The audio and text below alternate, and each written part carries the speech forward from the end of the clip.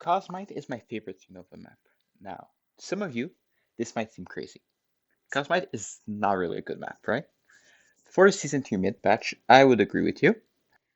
However, the buffs to Galatea and Leona heavily influence how the map plays out. We need to dive into why it was hated in the first place. Reichi. It's Reichi. His planting wall on A blocks off every defender angle and so is used to basically guarantee a post-plant situation. Now, while that wall is still oppressive and something the defense needs to play around, it is at least counterable enough to make it only an option for the offense. Now, let's jump into the teams I wanted to showcase for today. This is by far the most common team you see played at higher elos. Triple scans might seem obsessive, and to that I ask you to change your perspective on Jaltia. While yes, she is a vanguard, her role in the composition is more that of a flanker and flank watch. She also forces the defense to keep a player in mid to contest her, which helps the rest of her team hit the site too. Additionally, when she gets her A3 castling, she can use it to solo pressure B and stall rotates. As for the other members of the team composition, Reichi is central to how the map is played, as mentioned earlier. Loin is Reichi's best partner, and her knife can scan the whole of A site. Kanami is used for two main reasons. First of all, she has note lineups that can also scan A site completely, but also Double Marksman is just really solid on this map as it offers multiple ways to play the post plant. Ming is your duelist of choice here as she offers the most utility as a solo entry, not much to be said about it. This is by far the slowest of the three compositions I will mention in this video, and the one that is the least equipped for hitting B. But it more than makes up for that with the information advantage it has over anything the defense brings.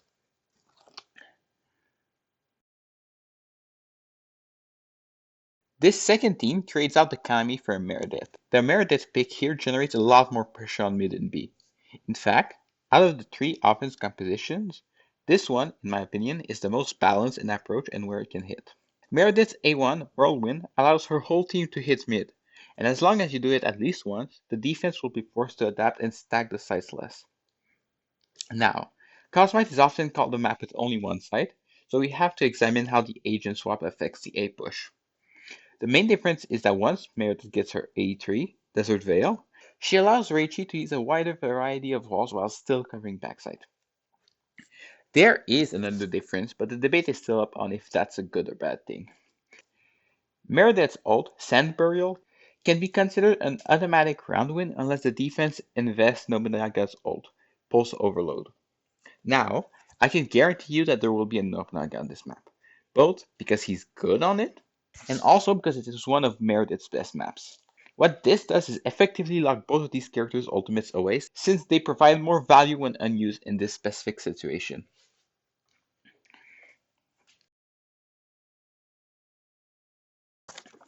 While Double Duelist has always been around, this specific version of the composition is pretty new.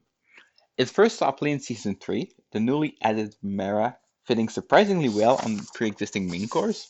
The Cosmite Double Duelist composition has more recently seen a resurgence in popularity as a result of the Galatea and Leona buffs, making the old post-plant spam type of composition less omnipresent.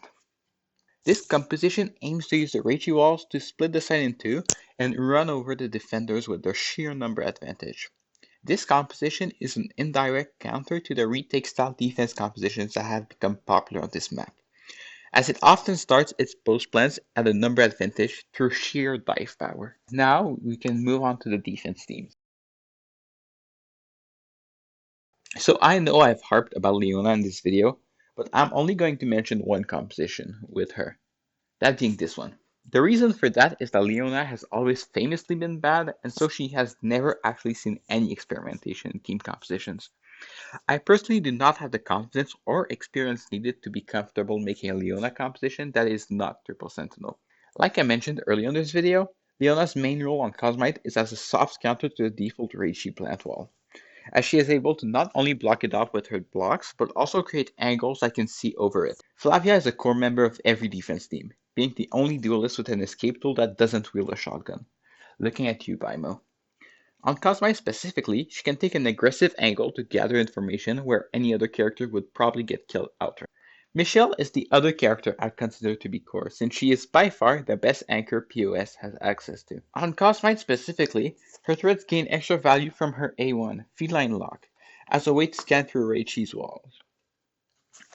Nobunaga is probably a must-pick on Cosmite because of the scans produced by his A2, Eye of Justice, along with his interactions with Meredith detailed above.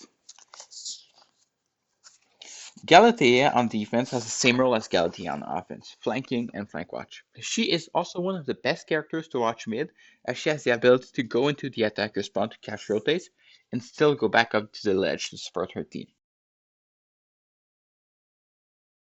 Okay, so I honestly don't have a good name for this one, so if you have any, be sure to leave them in the comments below.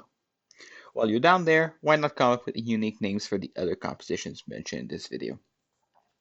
Back on subject, this composition is built around abusing how defense-sided B-side is. You don't actually need any util other than your grenades to gain enough time for your mid player to support you installing for the rest of the team. Yugiri is a natural fit for the B-anchor role, since she can hold the site while still having her cells on A, to help deny a plant on that site, or simply play hard retake on either site. I'll be honest, I don't like this composition as much as the other ones mentioned in this section. However, I know a good Kokona can single-handedly win a map. Okay, sniper mains, you can put down your pitchforks now. As much as I think double marksman is an overrated composition in global, Kokona still has some utility to her in her passive, first aid, and her ultimate, reconstruction, both being good ways to deny your opponents a number advantage. Editing Chimera here. After recording this footage, I had a talk with Kiers, and he says the meta comp right now is Nobunaga, Leona, Flavia, Galatea, and a controller.